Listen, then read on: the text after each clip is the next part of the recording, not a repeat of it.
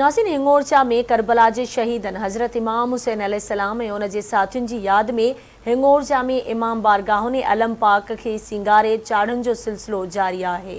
उन हवाले से ॾिसूं था सिकंदर अली तुनियो जी हीअ रिपोर्ट। करबला के शहीदन हज़रत इमाम हुसैन अलैहिस्सलाम और उनके साथियों के याद में हिंगोरचा में इमाम बारगाहन और अलम पाक के सिंगारे चाढ़न जो सिलसिलो जारी है। इमाम बारगाहन ते अलम पाक चाढ़ींदड़ अज़ादारन आवाज़ टीवी न्यूज़ से ॻाल्हाईंदे चयो त माह मुहर्रम के अचण का पहिरियां हींअर ताईं तैयारियूं शुरू आहिनि।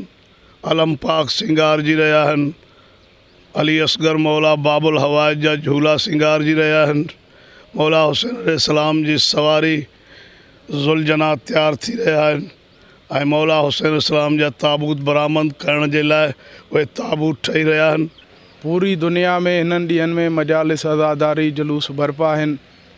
हिंगोरजा शहर में ये मरकज़ इमाम बारगाह अबुल फज़ल अब्बास वॾे अलम ते जिते अक़ीदत और एहतराम से मजलिस अज़ादारी बरपा थींदी आहे।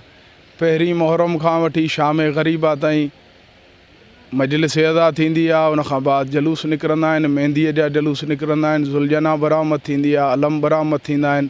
8 तारीख़ जेको मेहंदी जो जुलूस थींदो आहे जेको पूरे शहर में थींदे ते वॾे अलम ते वेंदो आहे। 9 तारीख़ भी जुलूस थींदो आहे जेको सॼे शहर जो गश्त करे आख़िर में अख़्ताम पज़ीर जेको आहे वॾे अलम तां थींदो आहे।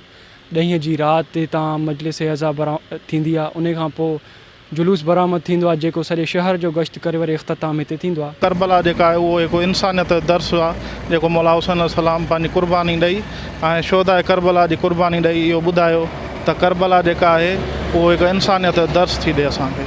8 साल तक़रीबन मौला हुसैन सबील मज़लूमन की याद में प्यास में करबला वारन के शहीदन के प्यास में सबील कंदा आहियूं। हर साल मौला की सबील है और जैसी ज़िंदगी रही तेसी ताणी मौला की सबील कंदा रहंदासीं।